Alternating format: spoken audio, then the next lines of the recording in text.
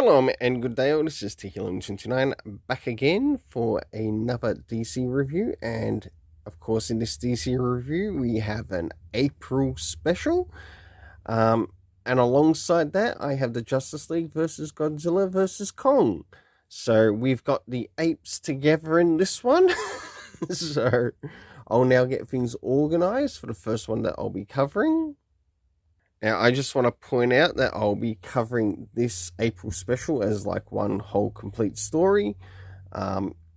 So if there's any stories broken into pieces, just going to keep them as they are and just review it as one story overall, because the way that this story comes across is sort of like one really well, quite written story. So jumping into first things first, does this cover in any way, shape or form connect to something that is happening inside with the story? Sure enough it does, to which I give it an 8 out of 10. I must admit, I would have liked to have gotten the Monkey Prince variant cover with this, but if I ever get the opportunity to find it, I'll definitely try to work on getting it wherever I can get it.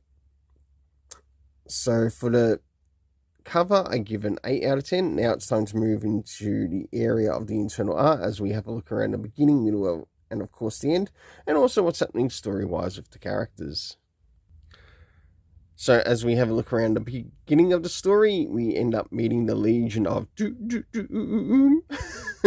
the monkey version of the Doom, and I must admit it's quite good as we get our introduction with the characters and who is who, and what they plan on doing. As we start to jump towards the middle of the story, we do catch up with the version of the JLA, or the Justice League of Apes. And of course we've got like the Super Ape, we have Detective Chimp, and many others that make an appearance. And of course we move towards the end, to which we get a finishing off of a Detective Chimp story, and we move into a Monkey Prince story, to which we get to follow through a little bit more with the character of Marcus. So for the internal art, I give it an 8 out of 10. I really quite enjoyed each of the stories that were in this, including the backup stories, so as well as the art for the backup stories.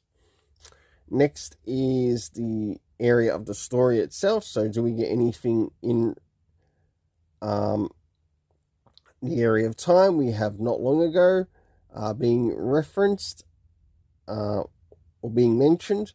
We have in the area of the location, we have Simeon Island.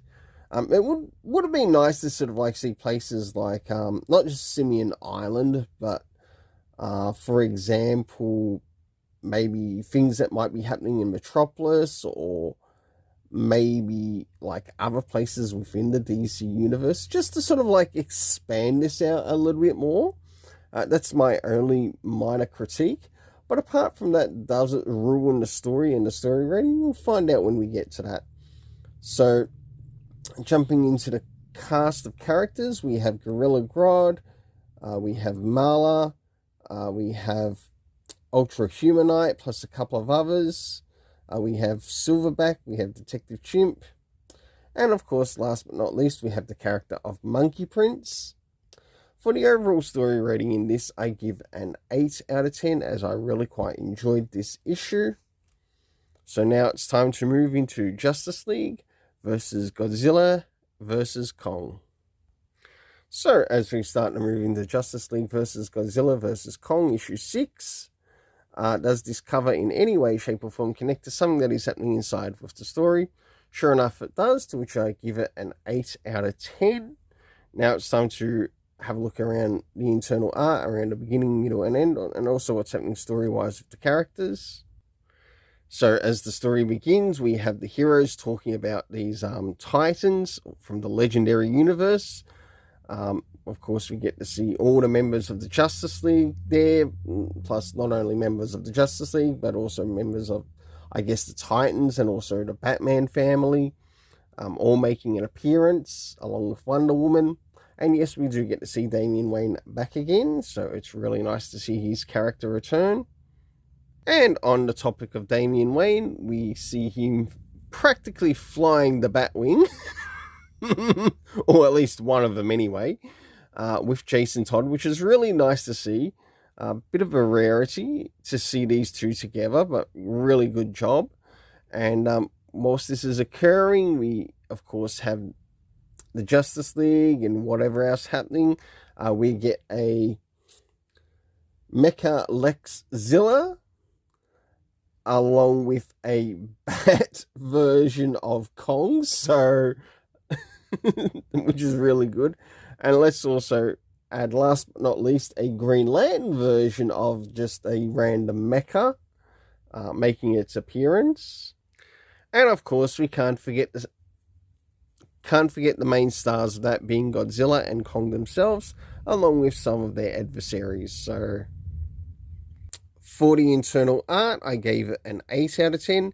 Now it's time to move in relation to the area of the story. First things first, do we get anything in relation time-wise? We do, which we have like 10 days ago come up. Or 10 days since the event has occurred. That's how it was sort of like brought across. The location, we still know that it's happening on this particular Earth, but we're not given like exact locations, which would probably improve it a little bit more.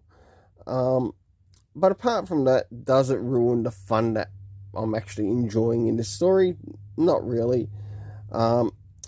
The cast of characters consisting of Justice League members plus sort of like some of the extended members of the Justice League. We have Godzilla, we have Kong, we have Lex Luthor, plus also Damian Wayne making an appearance and many others.